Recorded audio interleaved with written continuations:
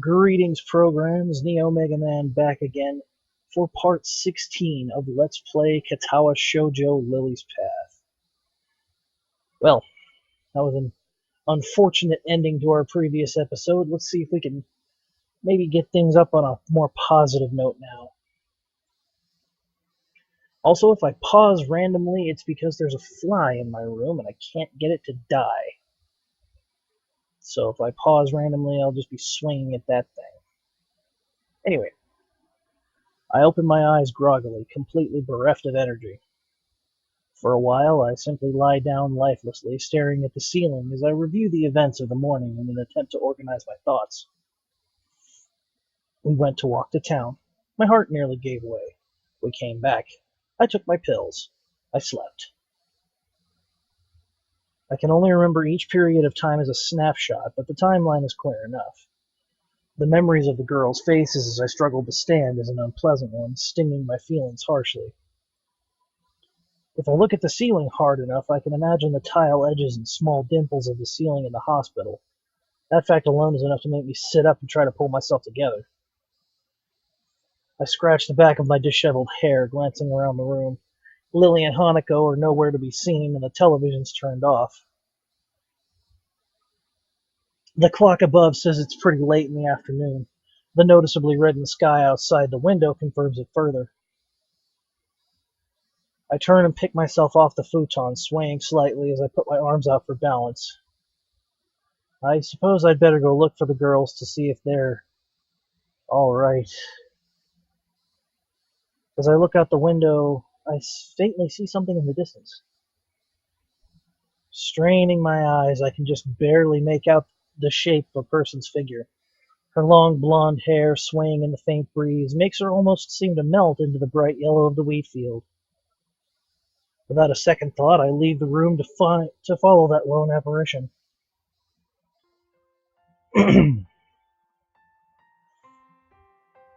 The brightness of the setting sun assaults my freshly woken eyes, forcing me to avert them until they adjust. The long yellow strands of wheat brush against my legs as I wade through them, the densely grown field making it hard to advance. Regardless, my eyes stay fixed ahead, true to that solitary figure. Within minutes, I reach her. Meters behind her, turn back. Lily?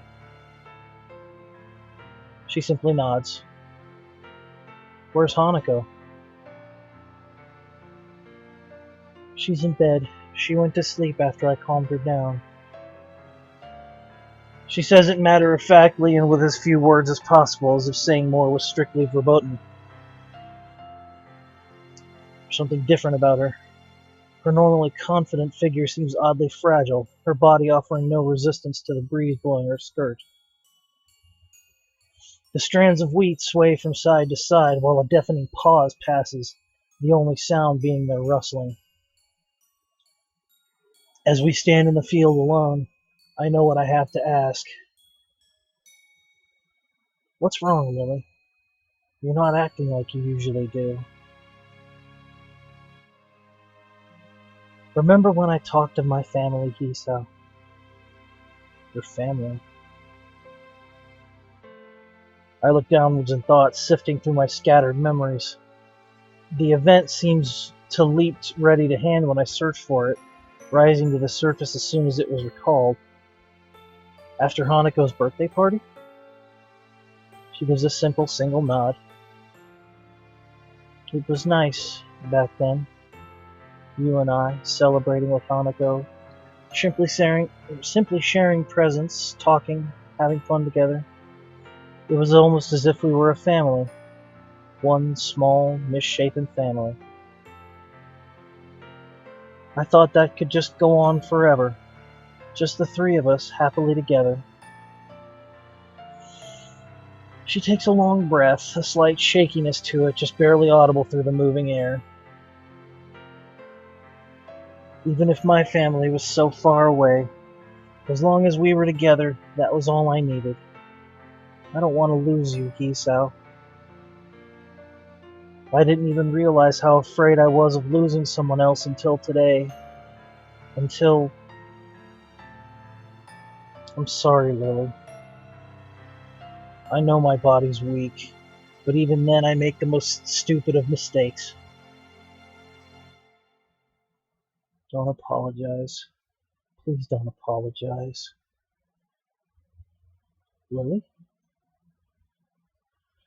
She turns to face me, her pale cheeks stained with tears. One misguided step after another, she stumbles towards me, her arms held out in search of so much as a faint brush against me.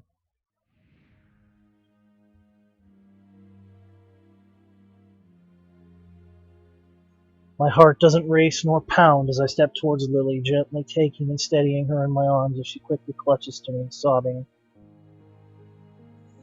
With her face trembling against my shoulder, the next words from her mouth are the last I expected. I love you, Hisao. I love you, I love you, I love you, I love you. Don't go away, I beg of you. Never ever go away. I love you, so please. So that's why she's been acting like this. That tender voice when I called her, her thoughtless concern at the slightest pain I might feel.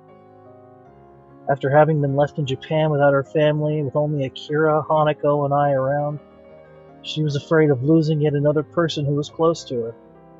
She was genuinely worried for me.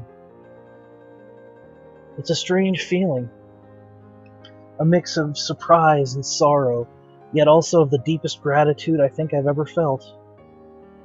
The only reaction I can muster among my conflicting emotions is a calm sigh. You idiot. He? So? For a fleeting moment I feel her body become still.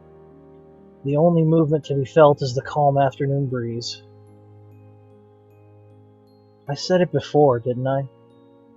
It's only natural to feel concerned about those around you. I'm still here, and I'll always be here, because I want to see you more each day, to share in your happiness, to support you in your sadness. But most of all, I'll still be here because I want to see your smile, your true smile. A single gust of wind rustles the long strands of wheat. A second's silence passes. Smile when you want to smile. Cry when you want to cry. I love you, Lily, so you don't have to hold back anymore. With that, her arms clutch my back as tightly as she can, her face buried beside mine. Her tears fall down my back, and she cries unrestrainedly as the last of her resistance melts away. Hisao, Hisao, Hisao. I close my eyes and bring my head down to her shoulder, holding her shaking frame tightly. It's okay, Lily. I'll never go away. I promise. We slowly walk back to the house, holding each other tightly as we take a seat inside. Lily leans her head onto my shoulder as I put my arm around her waist. Neither of us has any want to break the silence. With her eyes shut, it's hard to work out whether she's fallen asleep. Not that I mind, the warmth of her body leaning against me, the softness of her hand delicately held in mine. For a long, long time we sit leaning against one another, sharing our warmth and feelings as the night eventually begins to settle in. Lily's gentle, soft voice ends the silence. Thank you, Hisao. Thank you? For returning my feelings. Did you think I wouldn't? There was the possibility. I take a deep breath and thought that much was only my fault. It's funny, actually. I was thinking of telling you about my own feelings sometime soon. I guess in that way you saved me the effort. She raises her head and gives a tiny, amused giggle. I smile at how earnest it is, so girlish in its lightness. She collects herself soon afterward, her hair resting against my shoulder. Feeling a bit better? She gives a small nod. You are thoughtful, Hiso. That's why I like you. I'm sorry I'm like this. As much as I didn't want to make you concerned for me, I couldn't do anything to prevent it. Don't apologize for it. Please don't. Really? Have I ever apologized for my blindness, even once? You can't help the way you were born, Hiso. There's no point in apologizing for who you are.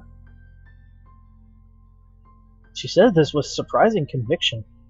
In the end, it was perhaps this mentality which spurred her to befriend me in such a short time, in addition to her motherly instincts.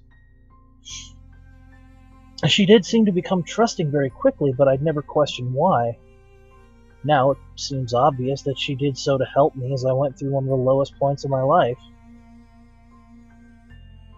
I moved to respond, but cut myself off as I feel her fingers gently run through my hair. I feel their soft and delicate touch moving downwards to trace the contours of my face, her palm finally settling on my cheek. You're a beautiful person, Hiso. Please don't ever apologize for that. For a moment, I'm utterly speechless. I slowly bend my head down, placing a tender kiss on her light, voluminous hair. Yeah, we're a couple of right old fools, aren't we? We are. After a long calm, she speaks again. Hiso? Yes? I wouldn't mind if you...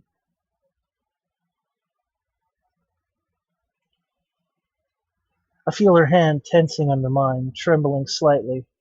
My mouth opens, but try as I might, I can't formulate a response to her proposition. Lilly. Before I can say another word, she slips her hand from under mine and tenderly holds the side of my face once more. Please.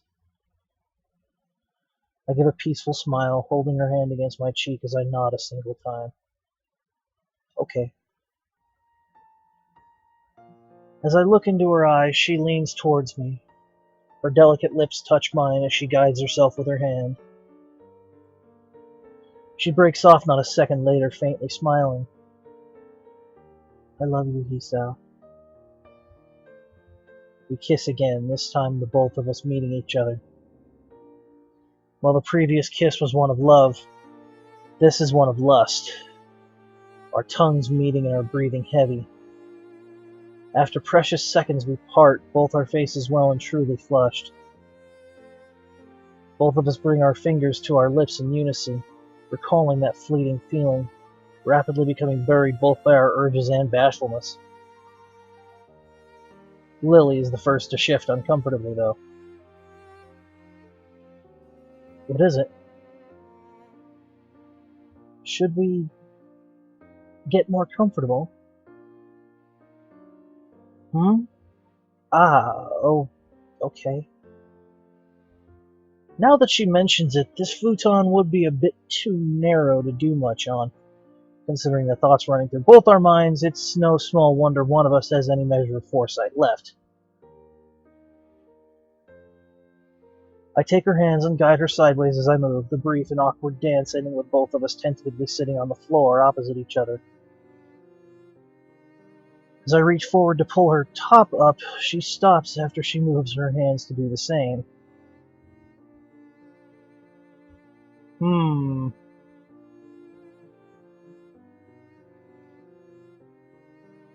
I might have to be a bastard and cut it off here.